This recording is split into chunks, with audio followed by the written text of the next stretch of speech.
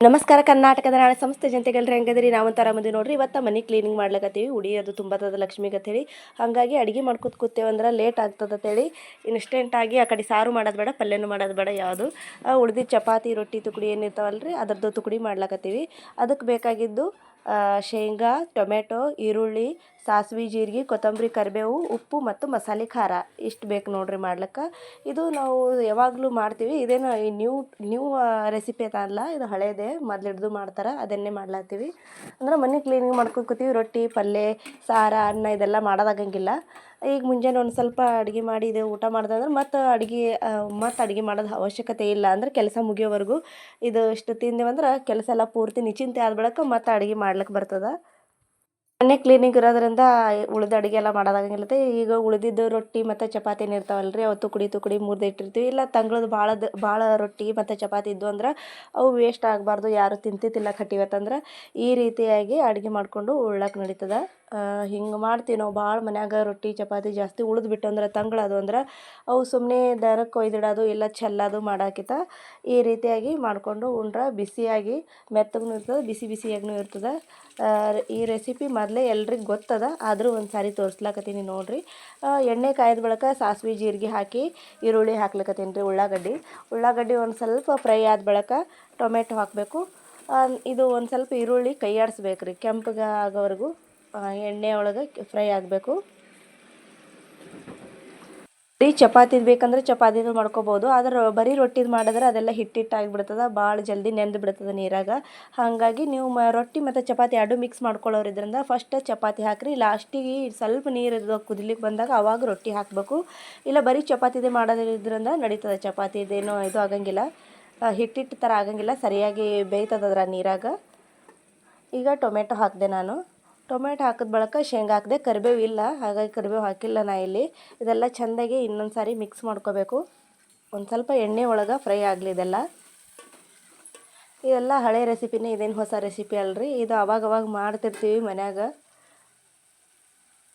ಎಲ್ಲಾರ ಏನಾದರೂ ಹೈರಾಣಾಗಿ ಬಂದಂದ್ರೆ ಎಲ್ಲರೂ ಹೋಗಿ ಬಂದು ಮಾಡಿದ ಬಳಿಕ ಮನ್ಯಾಗಿನ ರೊಟ್ಟಿ ಚಪಾತಿ ಈ ಥರ ಉಳಿದಿದ್ದಂದ್ರೆ ಈ ಥರ ಕುದಿಸ್ಕೊಂಡು ತಿನ್ನೋದು, ವೇಸ್ಟ್ ಮಾಡಿ ಹಾಳು ಮಾಡಿ ಚೆಲ್ಲಕ್ಕಿಂತ ಅದರದ್ದು ಒಂದು ಹೊತ್ತಿನ ಊಟರೇ ಆಗ್ತದೆ ಅಂಥೇಳಿ ಇದೆಲ್ಲ ಫ್ರೈ ಆದ ಬಳಿಕ ಒಂದು ಸ್ವಲ್ಪ ಮಸಾಲೆ ಖಾರ ಹಾಕಿರಿ.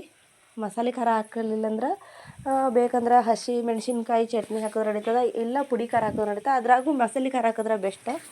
ಮಸಾಲೆ ಖಾರನೇ ಹಾಕಿದ್ರೆ ಚಲೋ ಆಗ್ತದೆ. ಎಷ್ಟು ನಿಮ್ಗೆ ರುಚಿಗೆ ತಕ್ಕಷ್ಟು ಉಪ್ಪು ಹಾಕಿರಿ. ಉಪ್ಪು ಒಂದು ಸ್ವಲ್ಪ ಹಾಕಿ ಇನ್ನೊಂದು ಸ್ವಲ್ಪ ಫ್ರೈ ಮಾಡಿದ್ರಂದ್ರೆ ಈರುಳ್ಳಿ ಅದ್ರಾಗ ಚೆಂದಾಗಿ ಬೇಯ್ತದೆ. ಆವಾಗ ನಿಮ್ಗೆ ಎಷ್ಟು ಅವಶ್ಯಕತೆ ಅನ್ನಿಸ್ತದೆ ನೀರು ಅಷ್ಟು ಹಾಕೋರಿ. ಈಗ ನೀರಿದೇನು ನಾನು ಬಿಸಿ ನೀರು ಹಾಕಿದೆ, ಸೈಡಿಗೆ ಕುದಿಲಿಕ್ಕೆ ಇಟ್ಟಿದ್ದೆ ನಾನು, ಜಲ್ದಿ ಆಗಲಿ ಅಂತೇಳಿ. ಈ ಕಡೆ ಒಗ್ಗರಣೆ ಹೊಡೆಯೋತನ, ಹಾಗಾಗಿ ಒಂದು ಸ್ವಲ್ಪ ಜಲ್ದಿನೇ ಕುದಿಲಿಕ್ಕತ್ತಾವ ನೀರು. ಅಷ್ಟೊತ್ತನ ನೋಡಿರಿ ಚಪಾತಿ ಎಲ್ಲ ಮುರಿದಿಟ್ಕೊಂಡಿನಿ ನಾನಿಲ್ಲಿ. ಇಷ್ಟು ಚಪಾತಿ ಎಲ್ಲ ತಂಗಳಿದ್ದು, ಇವೆಲ್ಲ ತಂಗಳು ಚಪಾತಿ ಮುರಿದಿಟ್ಕೊಂಡು ಈಗ ಕುದಿಲಿಕ್ಕತ್ತದ ನೋಡಿರಿ. ಇದ್ರಾಗ ಹಾಕಬೇಕ್ರಿ ಸದ್ದ. ಇದೆಲ್ಲ ಹಾಕಿ ಒಂದು ಸ್ವಲ್ಪ ಕುದ್ದ ಬಳಿಕ ತಿರುವಾಡಬೇಕು, ಹಾಗೆ ತಿರುವಾಡ್ಕೊತ ಕುದಿಸ್ಬೇಕು. ಬೇಕಂದ್ರೆ ಬರೀ ಚಪಾತಿ ಅಷ್ಟೇ ಮುರ್ಕೊಂಡಿನಿ, ಚಪಾತಿ ಅಷ್ಟೇ ಮಾಡ್ಲಾತೀನಿ. ರೊಟ್ಟಿನೂ ಬೇಕಂದ್ರೆ ಹಾಕ್ಕೋಬೋದು, ಆದರೆ ರೊಟ್ಟಿ ಹಿಟ್ಟಿಟ್ಟಾಗ್ತದೆ. ಸ್ಟಾರ್ಟಿಂಗಾಗೆ ರೊಟ್ಟಿನೇ ಹಾಕೊಳಕ್ಕೆ ಹೋಗ್ಬೇಡ್ರಿ. ರೊಟ್ಟಿ ಮತ್ತು ಚಪಾತಿ ಎರಡೂ ಮಿಕ್ಸ್ ಹಾಕೋರಿದ್ರಂದ್ರೆ ಫಸ್ಟ್ ಚಪಾತಿ ಹಾಕಿ ಕುದಿಸ್ರಿ, ಲಾಸ್ಟಿಗೆ ರೊಟ್ಟಿ ಹಾಕಿರಿ, ಇಲ್ಲ ಹಿಟ್ಟಿಟ್ಟಾಗಿಬಿಡ್ತದದು.